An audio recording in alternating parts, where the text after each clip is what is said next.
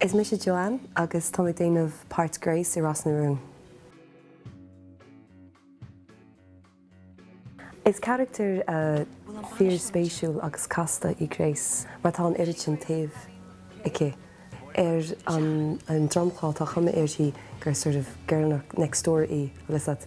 Tá sé an deas gus muintach cardú agus is man chaintóirí agus réontíon chula gan na gomála idir fír agus mrá gáir fír I ras na rún agus bíon daine ag irí cabhar thuirt cúna thuirtaí I gcónaí agus tá sé an deas tá taobh rúnta ce freisin agus is Colleen Boise agus tá sin an imimecht agus nóí an dalhlóga chuir ar Reid agus Vince Awala lé.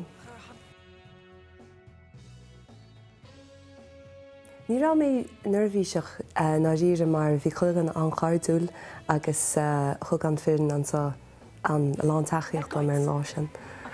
Mar hála sé rénos an céad rá go bhíle déanana Grace mar chéad lá ná chéad lá gobar sa siopa de Vince agus bríd agus so bhíarm bheith eistóireacht nervhíiseach go rénos so d'oibre sé amach.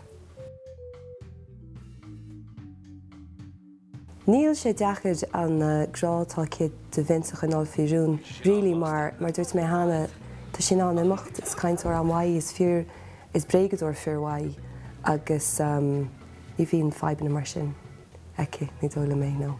So sin é úmse agus tásúlam go bhaine sibh talamh as Grace I ras na rún.